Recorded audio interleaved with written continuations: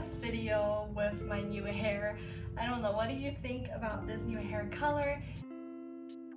If you want to see how I transform from my full black hair to this brownish, I don't know, balayage style hair, you can check out my last vlog that I basically documented my whole journey, hair dyeing and everything, and my sister's first reaction and seeing my new hair. So do check out my vlog, it's a really nice aesthetically pleasing vlog as well. But anyway, for this week's video, this is a more informative video, and this will be a video about things that I feel like students usually forget to pack for university. Making these videos made me really excited because this means that university is fast approaching. We are just a few weeks away from the semester starting, so if you are going to university, I assume you are since you're watching this video, I am super excited for you and obviously best of luck. I have made a lot of advice and informative video for general university students and also some more specific one, for example, best food places in Sheffield, things to do in Sheffield for University of Sheffield students, or just in general Sheffield citizens. I have diverse amount of content for you to check out,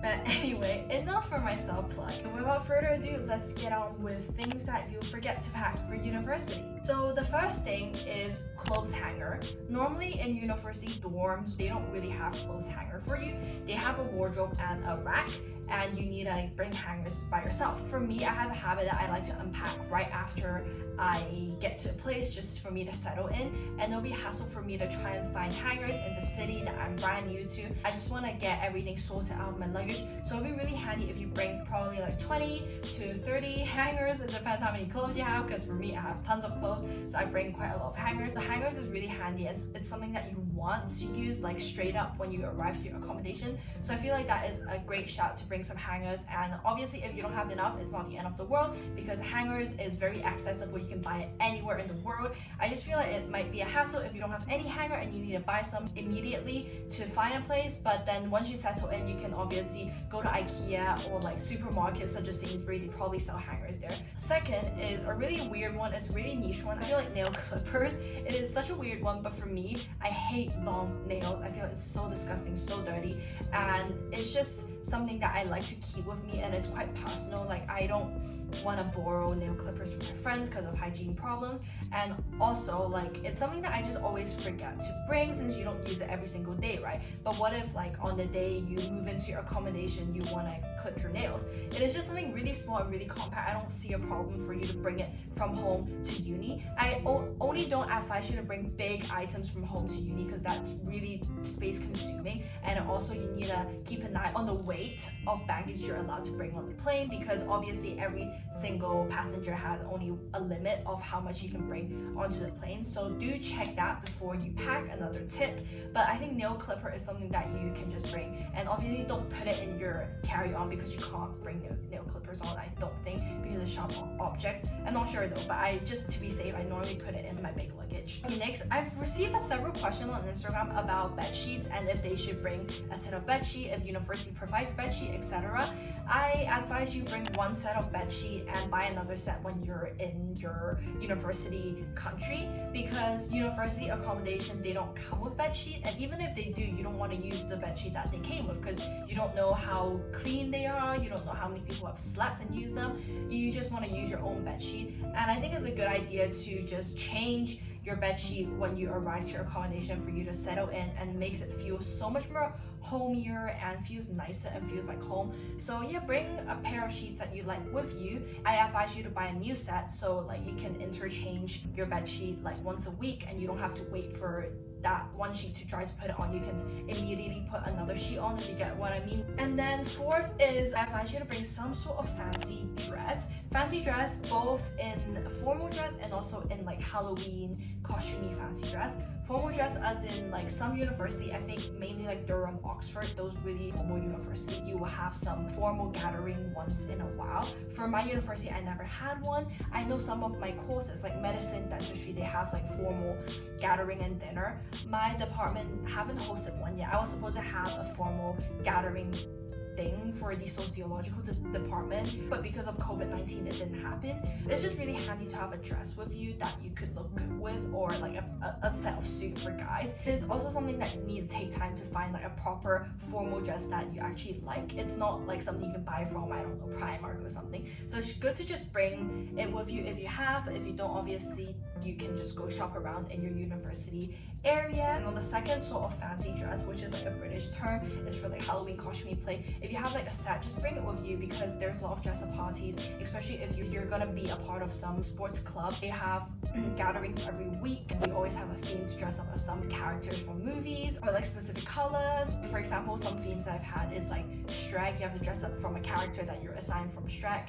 There's also Bright and Tight and the Renaissance period. There's just a lot of nice themes for you to dress and just let your creativity spark. So maybe bring some of these fancy dress if you have along with you. Fifth is earplugs. Earplugs is so useful in university, especially how thin the walls are at university. You don't know what your neighbors are when you first move in as a first year.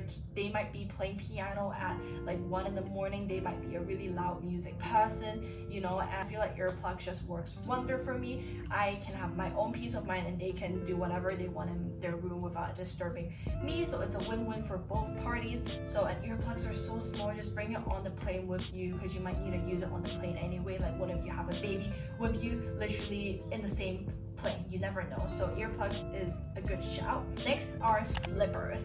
This is something that I actually forgot to bring when I moved in for my first year of university. I shared the flat with 30 other people, and when I go to the kitchen I normally just wear socks, and sometimes the kitchen floor is wet and it's just disgusting. So I do advise bring a pair of slipper, or if you want you can literally just buy one from like Primark or something when you get to the UK, or if you're not studying in the UK, some other shops. It's just good to have it with you right from the start, and you can just literally wear it when you settle in. It's something that nice to just have straight away with you. Next is med kit. You want to bring some like basic medicine like paracetamol, paracetamol. For me, I'm from Hong Kong, so I bring my Bafa Yao, I bring my Laba Pai. If you're from Hong Kong, you know what I mean, but like just some really basic medicine for you, just in case you have a cold, you have stomach ache, you have a fever, just have some double protection for your health. You know, bring some vitamins with you. Those are important, and I think it is better to bring with you from your home country, since you've been taking those medicine for your entire life. I feel like your body will react better with those medicine if you're not a British citizen and you're going to UK. I always like to bring my handy like Asian medicine with me, because those are something I can't buy in the UK.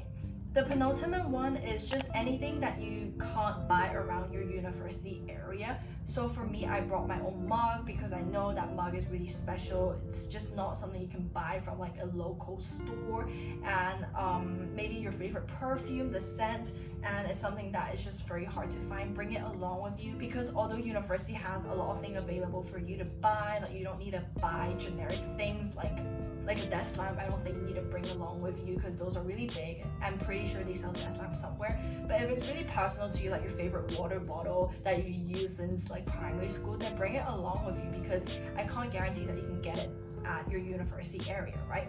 Okay, last but not least, remember to bring your traveling documents. This is something that you don't really think of immediately when you're packing, because you don't really use it. It's not that useful. You literally use it through customs, and that's it. So your passport, your driver's license if you have one, your university acceptance letter, etc. Just anything for your visa, stuff like that. Just remember to bring those documents.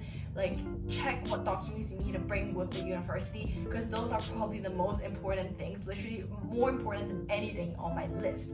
But it is just something that you might just like accidentally not bring something, and literally that will ruin your whole trip, because you have to stay at the border, at the custom for so long just to explain and everything. You don't want to have to go through that. So remember to make sure you take all the boxes you need and bring every single document you need that the university require, that the customs require. It's kind of boring, but these are stuff that you need to make sure you need to get in prepared like a few days before you fly, just to double check everything.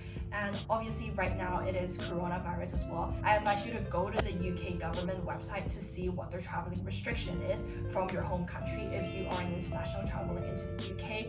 Because for me, I'm lucky I don't need to be quarantined, because I'm from Hong Kong, and it is one of the traveling corridor list. I don't know how they named it. It was a really weird name, but that means that I don't need to be quarantined for 2 weeks when I arrive to the UK. But what I need to do is I need to submit a form to let the custom know where I'm living in the UK, which flight I'm taking, etc. Those are the things that you really need to check on what is required for you when you enter the UK, like probably a week or a few days before you fly, just to give you a peace of mind. And last thing I want to add is something that you don't need to bring with you, but I feel like it will be really useful if you invest. It's not really an investment, it's really cheap, but if you buy in the UK, is a drying rack. That is something that I didn't have in my first year, but I feel like I would have saved a lot of money if I had a drying rack. Since laundry in my accommodation is not free, you have to pay whenever you do laundry, which costs around £3 for each wash, and drying is like £2 maybe for each wash. And I feel like it would be a better idea if I just go to IKEA, buy a drying rack for like less than £10 and just dry my clothes without putting it in the dryer. That will save me a lot more money in the long term. An alternative is maybe share the washing machine with one of your friends, so you can split the price since it is a big washing machine, and maybe just wash your clothes once a week with your friends, so that is like half the price. So yeah, like small things like that, I think you could consider. It's a really good budgeting tip, and yeah, that is it really. Okay, so I hope you've enjoyed my video, and I hope this video helped you to give you a bit of like an insight on what to expect in university. And I hope I've reminded you of something that you might not thought of packing for university, because when I was a first year student, I didn't really know what university is about, so I was really struggling on what to pack. I had to go on a lot of websites to see like what I need to pack. Obviously those are useful, but me being at your place like 2 years ago, I kind of know what I need and what I don't.